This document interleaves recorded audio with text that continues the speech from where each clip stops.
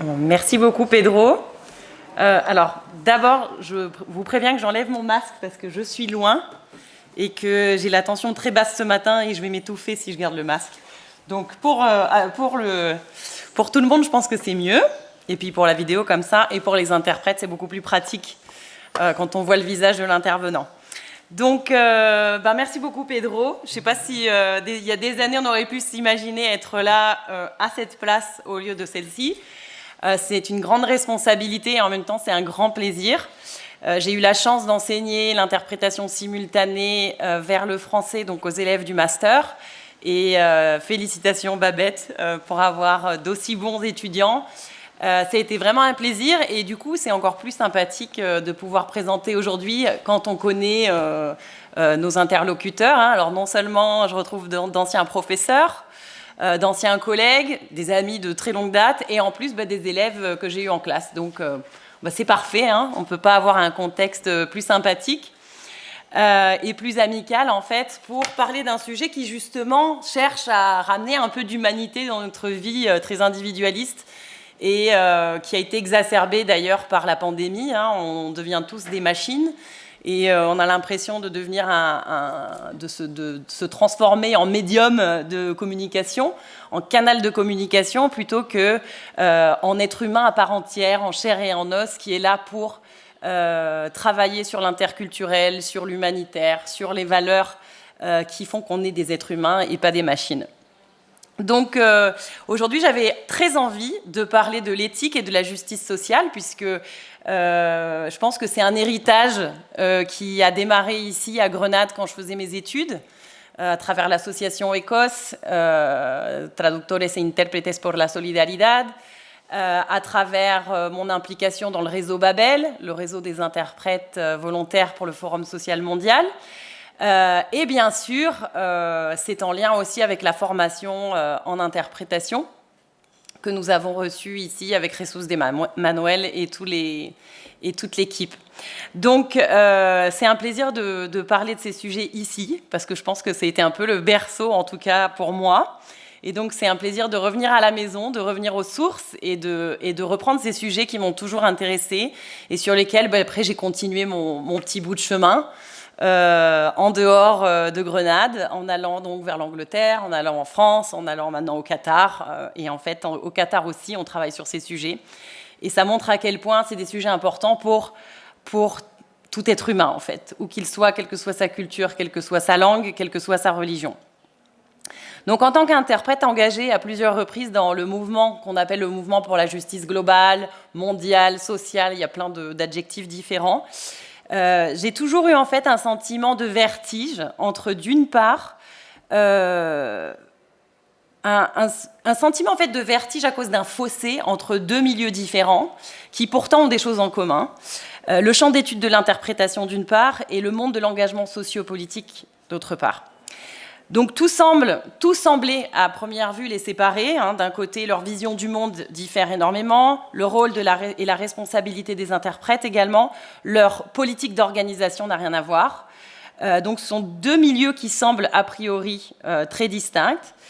Et le mouvement en fait, pour la justice sociale considère par exemple que la communication, c'est le dépositaire des injustices systémiques et sociétales, et que les interprètes devraient donc incarner la justice sociale dans la façon dont ils s'organisent, dans la façon dont ils pratiquent et pensent l'interprétation.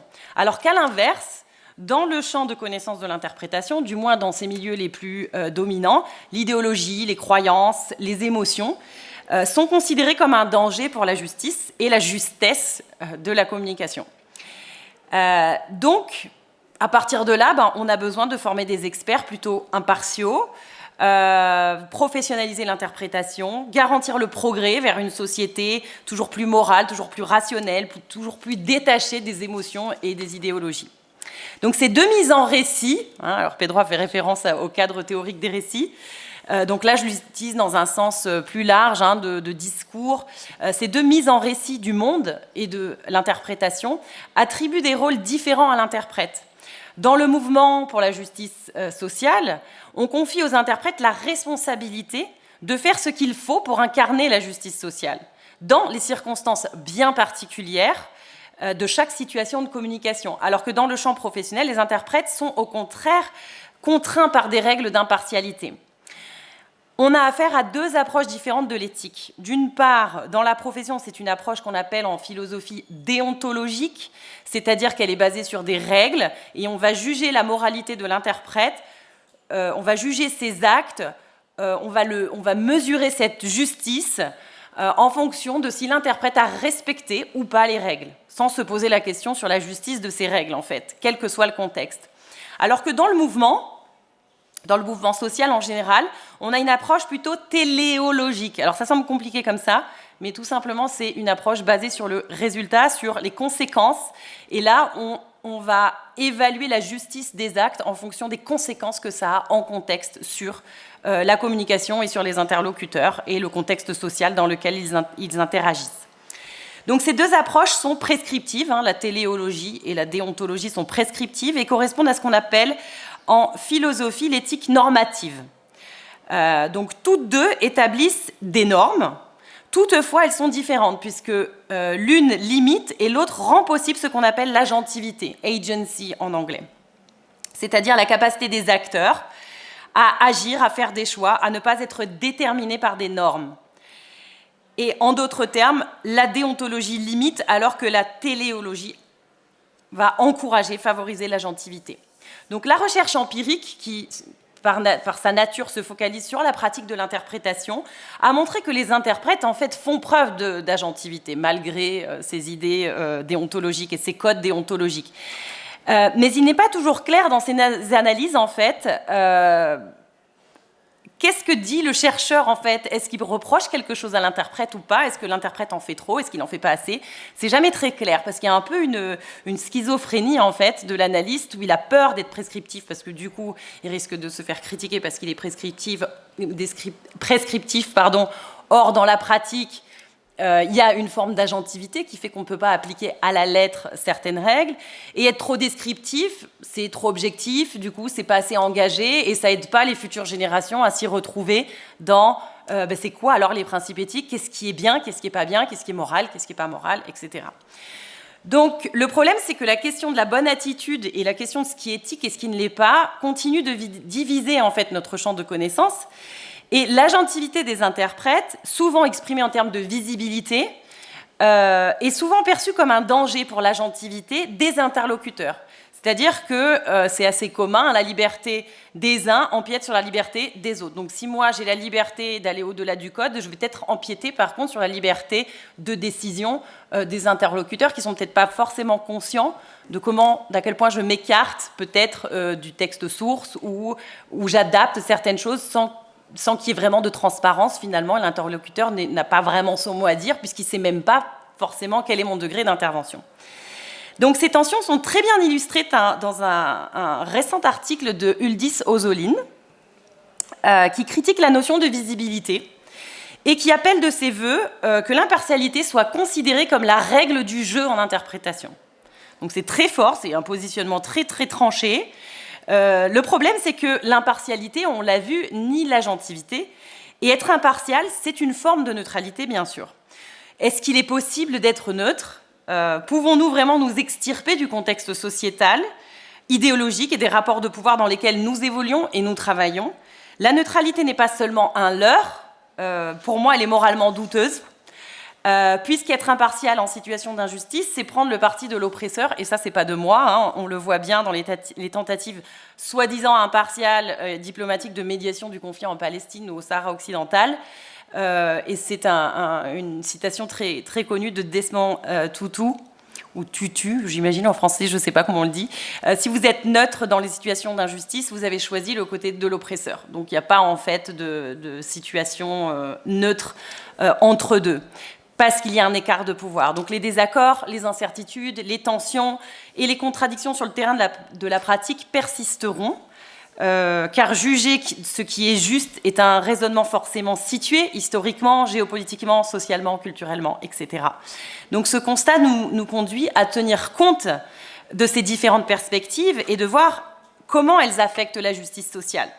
Il s'agit là d'un objectif métaéthique. En fait, la métaéthique n'établit pas de principes, de codes, de standards de pratique comme l'éthique normative. Elle n'applique pas la théorie de l'éthique aux problèmes pratiques comme l'éthique appliquée. Elle explore les fondements de la pensée et du langage éthique. Vu que la pensée et le langage éthique sont façonnés par la pratique, que ce soit celle de l'interprétation, de la recherche ou de l'enseignement, de l'apprentissage, de l'organisation sociale, nous allons chercher à comprendre en quelle mesure la professionnalisation, la recherche et la pédagogie ont freiné ou encouragé la justice sociale. Vu que c'est une initiative complexe, parler de langage, de raisonnement éthique, je propose un modèle. Par nature, les modèles font toujours une sorte de simplification d'une réalité complexe et permettent de guider dans la recherche.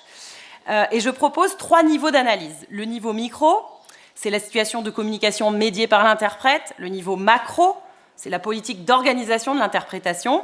Et le niveau méso, c'est l'usage des connaissances qui sont produites à ces 2 niveaux, par le chercheur et aussi par les autres acteurs sur le terrain qui réfléchissent aussi, il n'y a pas besoin d'être chercheur en sciences sociales pour réfléchir, et qui essayent de systématiser ces connaissances et de les rendre utiles au-delà de leur contexte immédiat. Donc j'utilise ce modèle pour analyser le mouvement pour la justice sociale et utiliser les connaissances qui y sont produites sur la pratique, sur la pensée et sur le langage éthique afin d'encourager un tournant vers la justice sociale en interprétation. Alors, c'est un peu voilà, j'ai résumé en fait en quelques minutes ce que je vais présenter parce que avec la pandémie, j'ai une sorte d'aversion maintenant pour les PowerPoint et puis pour tous les outils qui sont un peu audiovisuels. Je reviens au texte imprimé, ça ne me serait pas arrivé il y a 10 ans, je pense. Donc j'avais envie, comme il n'y a pas de support visuel, de vous donner une espèce de carte qui synthétise en fait les différents arguments. Et pour que ce soit plus facile, du coup, pour vous y retrouver après dans le flot de parole. Voilà, j'espère que ce sera utile aussi aux interprètes. Donc, avant d'entrer en matière, voyons un peu ce que veut dire justice sociale. De nombreux citoyens dans le monde utilisent cette notion pour exiger un profond changement de la société. C'est une notion qui englobe un large éventail de griefs anciens et contemporains, d'agendas politiques, de luttes, menés par de nombreux acteurs venus de tous horizons.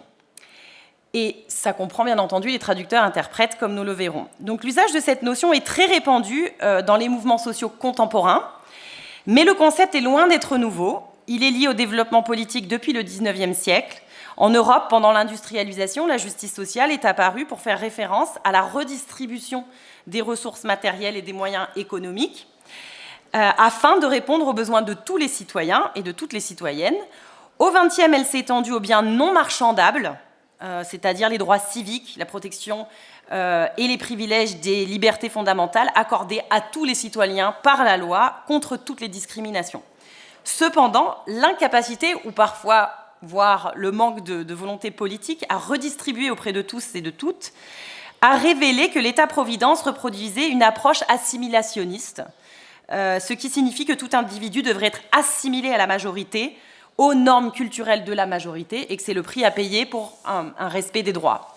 En somme, c'est le prix à payer pour jouir des moyens économiques et des droits civiques en société. Cette prise de conscience a déclenché une reconceptualisation de la justice sociale qui s'est étendue à la reconnaissance des droits pour tout individu, quel que soit son statut. On voit bien donc que le concept a été intellectualisé dans les démocraties libérales, mais cela ne devrait pas oblitérer le fait que la justice sociale est un héritage commun à toute l'humanité, plutôt qu'un concept occidental. On le retrouve, c'est une vision qui remonte par exemple au concept hindou de Nyaya, la justice réalisée, et à la philosophie de Gandhi d'être le changement que l'on appelle de ses voeux. Donc même si ça a été intellectualisé en Europe et aux États-Unis, c'est une notion qu'on retrouve beaucoup dans les mouvements sociaux contemporains et qui viennent souvent du sud mondial, du sud global, de Global South. Cette idée de politique préfigurative, c'est-à-dire qu'on va préfigurer le changement ici, maintenant, on va l'incarner dans nos pratiques. Donc c'est devenu une référence, cette politique préfigurative dans les mouvements, et aussi pour analyser l'éthique de la traduction et de l'interprétation et son organisation au sein des mouvements. Il y a aussi quelque chose de très intéressant pour l'interprétation dans cette notion de préfiguration, parce que l'interprète travaille de façon incarnée, en fait. Il est présent. Même quand on travaille sur Zoom, on a une présence, même si elle n'est du coup que visuelle ou auditive. Mais on a une présence, on pose problème. Hein.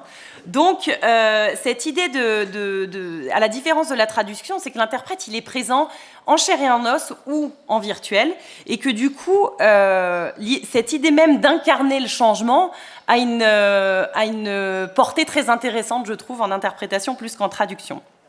Donc maintenant qu'on a fait cette courte généalogie du concept, et qu'on a vu les différentes traditions, allons voir si la justice sociale a été encouragée ou plutôt freinée dans notre domaine. Alors pour la profession, on va se focaliser sur 2 associations.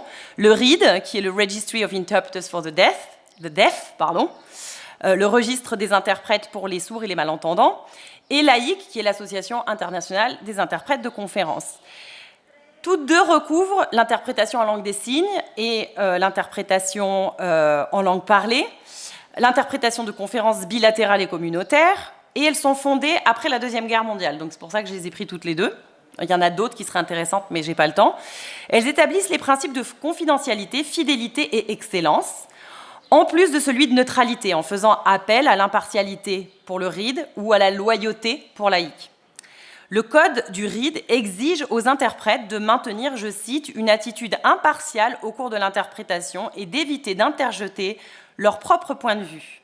Pour l'AIC, la neutralité est liée à la loyauté envers l'intervenant et la fidélité envers son message. Je cite, là je traduis parce que ce n'était pas disponible en français.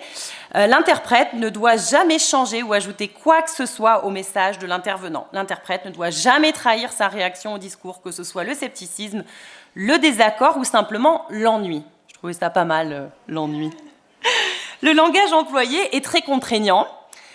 Et la règle pour l'interprète, c'est d'être en retrait, de ne pas s'impliquer, de ne pas interférer, ou alors de complètement devenir l'alter ego de l'intervenant. Ce que Cornelia Swiskenberger, excusez-moi pour la prononciation, appelle la supernorme du conduit, en anglais, du canal de communication. Donc l'interprète est là pour transmettre, c'est juste un canal de communication. Mais comme le dit Luan, si le médium c'est le message, alors il va falloir se poser quelques questions. Donc le RID et l'AIC sont toutefois différents sur un seul point en particulier. Il s'agit de leur modèle de professionnalisation et qui en bénéficie. Donc le code du RID considère l'interprétation comme un acte d'engagement civique que les interprètes peuvent être amenés à fournir sans compensation financière lorsque les fonds ne sont pas disponibles. Le RID accorde donc aux interprètes une certaine marge de manœuvre en situation d'injustice en raison d'un manque de ressources ou de biais sociétaux contre les sourds et les malentendants. À l'inverse, l'AIC a toujours été contre le principe du bénévolat, même si certains interprètes de l'AIC font du bénévolat, bien sûr. Les honoraires établis doivent être strictement respectés et tout écart peut vous coûter votre statut de membre ou rendre impossible votre accès à l'association en raison d'un système très coercitif mis en place par l'AIC que je ne peux pas expliquer ici, mais j'ai fait une publication là-dessus dans le handbook, le Routledge Handbook of Interpreting Studies, où vraiment j'ai analysé ça en détail.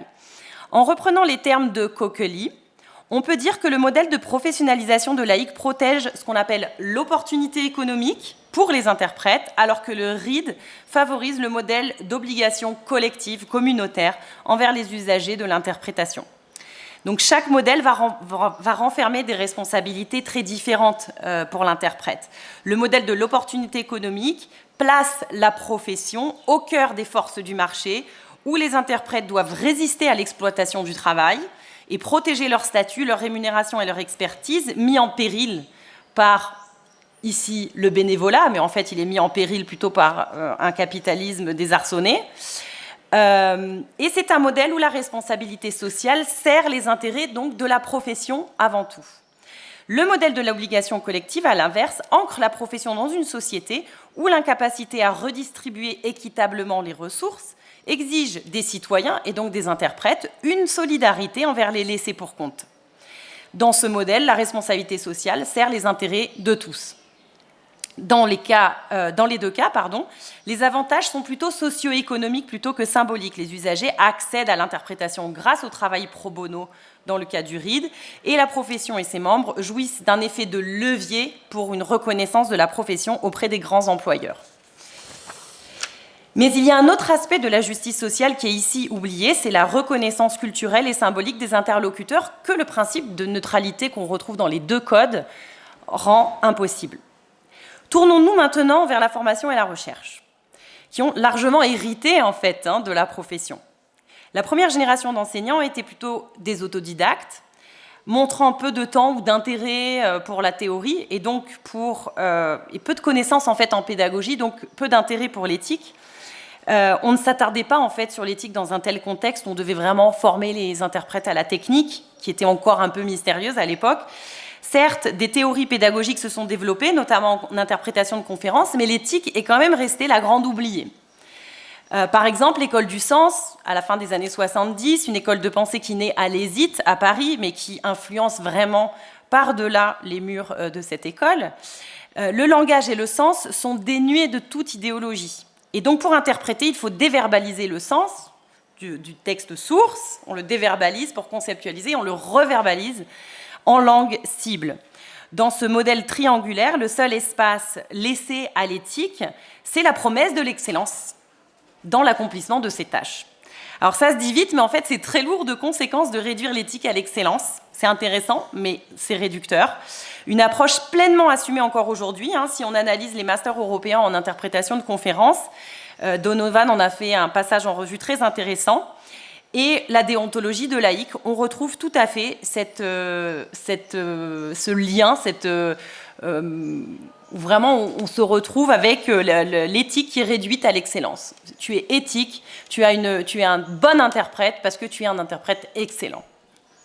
Mais la génération de chercheurs ayant opposé ensuite une approche scientifique, expérimentale et empirique à l'école du sens qu'ils jugeaient trop intuitive, ont éclipsé aussi l'éthique, en fait, parce que les connaissances acquises, ici les habiletés cognitives requises, la division de l'attention, la gestion de la mémoire, vous connaissez tout ça, sont des techniques perçues comme dépourvues de tout comportement éthique. C'est souvent le cas avec les paradigmes positivistes, comme l'a bien montré Jesús de Manuel Jerez dans sa thèse. Seuls les faits objectifs, observables, peuvent servir de base légitime à la science. Donc, en somme, en interprétation de conférence, l'éthique est toujours restée en arrière-plan. Elle est revenue, ou même elle est venue, parce qu'elle ne pouvait pas revenir, elle n'était pas là, sur le devant de la scène, grâce à la recherche en interprétation de liaison, et particulièrement dans les services publics. Cette recherche empirique a remis en question la métaphore de ce canal de communication, conduite en anglais, qui est très répandue, a reconnu que les interprètes sont des coparticipants, et qu'en tant que tels, ils remplissent de nombreux rôles. Assistant, c'est très critiqué bien sûr, qu'est-ce qu'on veut dire par assistant, facilitateur de la communication, donc on gère les tours de parole, on doit parfois couper, interrompre, demander de reformuler, conseiller culturel, on doit adapter, etc., etc.